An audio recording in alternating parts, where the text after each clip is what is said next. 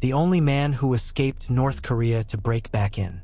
Well, did you know there is a North Korean defector who escaped the brutal regime, built a new life in the South, and then crossed back into the very state he fled, risking death, imprisonment, and worse all for his mother? And that, against all odds, he survived that return and made it back to South Korea once again? This is a story of desperation, love, resilience, and the unimaginable dangers of life on both sides of the most fortified border on Earth. The man at the center of this extraordinary journey is Kim Kong-woo, whose path from oppression to freedom and back into danger reveals not only the harsh realities of the world's most repressive state, but also the profound human forces that drive people to risk everything for family. North Korea, officially the Democratic People's Republic of Korea, is one of the most isolated and authoritarian states on Earth. A surveillance state where speaking freely can lead to imprisonment, forced labor camps, or execution. Everyday life is governed by the fear of punishment and the cult of the ruling Kim family. Freedom of movement both within the country and beyond its borders is tightly controlled. For millions of North Koreans living in poverty and deprivation, escape is the only hope of freedom, but it is also one of the most dangerous undertakings imaginable. Guards patrol border rivers with orders to shoot on sight, and defectors caught in China are routinely returned to the north. Those who make it as far as South Korea often arrive exhausted, traumatized, and forever marked by their ordeal. Kim's story began like that of many defectors, with a yearning for opportunity and a desperate desire for a different life. Growing up in a rural border town, he was ambitious and bright, graduating at the top of his high school class. Yet, the socialist system offered him no path to college or stability because of his poor social class, forcing him into backbreaking farm and labor work. Observing smuggled South Korean TV shows, he dreamed of a life with education, comfort, and safety, things unimaginable in his homeland.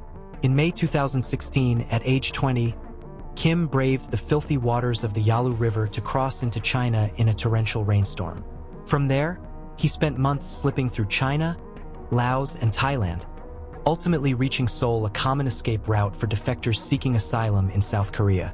His mother only learned of his success 11 months later, when brokers on the Chinese side informed her that her son had arrived safely in the bustling capital of the South.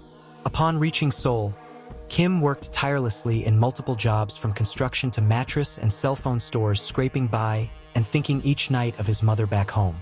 South Korea offered freedoms unimaginable to someone who had lived under the North's repression. The ability to choose work, freedom of speech, and enough food to eat.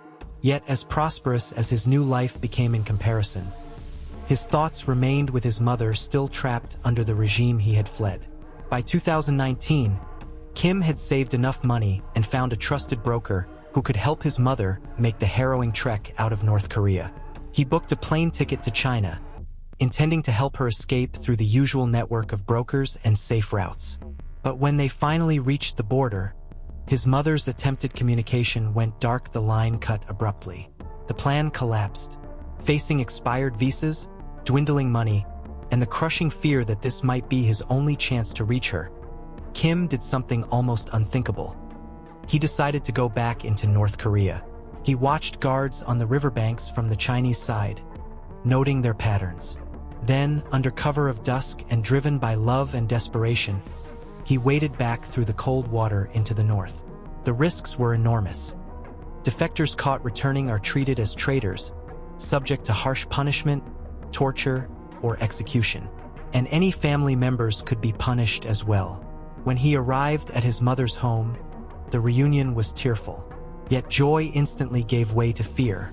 His mother knew the regime's brutality. She warned that if he were discovered, not only he but his whole family could be dragged into a prison camp. Over the next 22 days, Kim used Chinese cell phones, bribes to brokers, and contacts to try to arrange his mother's escape into China. Yet the attempt was fraught with danger. Government surveillance picked up one of his calls, prompting a raid on his mother's home. She was detained and beaten, forced to deny that her son had returned. Kim, hiding at a friend's place, realized the stakes were too high. His presence endangered not just him but his mother and possibly other relatives who remained in the north. Driven by the advice of his friend and sheer necessity, He once again fled toward China, crossing the Yalu River for a second time alone this time. When Kim landed in South Korea after this second escape, he was met not with a parade, but an interrogation. South Korean authorities had tracked his movements through cell phone data and intelligence monitoring. South Korean law prohibits unauthorized entry into North Korea without approval from the Unification Ministry, a regulation meant to protect national security and prevent misuse. Kim was arrested, interrogated for weeks, and investigated for potential espionage. The legal situation was complex. While Kim's initial defection was lawful under South Korean asylum policy, his return to the North violated inter-Korean travel law. Prosecutors considered the maximum penalty up to 3 years imprisonment, but due to the humanitarian motives and lack of malicious intent, a judge issued a lenient sentence: 6 months in prison and 2 years of probation. While Kim served his sentence, his mother's journey to freedom finally succeeded. The two reunited outside the prison gates in Seoul, 4 years after his initial flight from the North. Their new lives in South Korea were marked by the lingering shadows of trauma, adaptation struggles, and a slow journey toward healing. Kim, now in his mid-20s, applied to university to study international relations, pursued hobbies, and focused on building a future free from fear. His mother found solace in simple freedoms: gardening, riding the subway, and the ability to control her own environment for the first time in her life. Their reunion in Seoul, once the promise of his freedom, continued to shape their lives, blending hope with the long shadows of trauma they both endured. Regardless of legal consequences, their story resonates with millions around the world who understand what it means to risk everything for the people you love.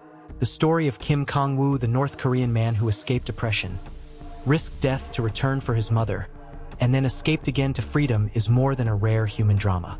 It's a window into the brutality of the North Korean regime, the perilous world of fugitives and defectors, and the extraordinary lengths some will go to for family. His story challenges the assumptions we make about courage, legality, and the meaning of freedom. It reminds us that even when the borders that divide us seem insurmountable, the bonds of love and human dignity can propel individuals to do the unthinkable and survive. If you want to see more unbelievable true stories that the world almost didn't know, hit subscribe and join us on these incredible journeys. It only takes 2 seconds.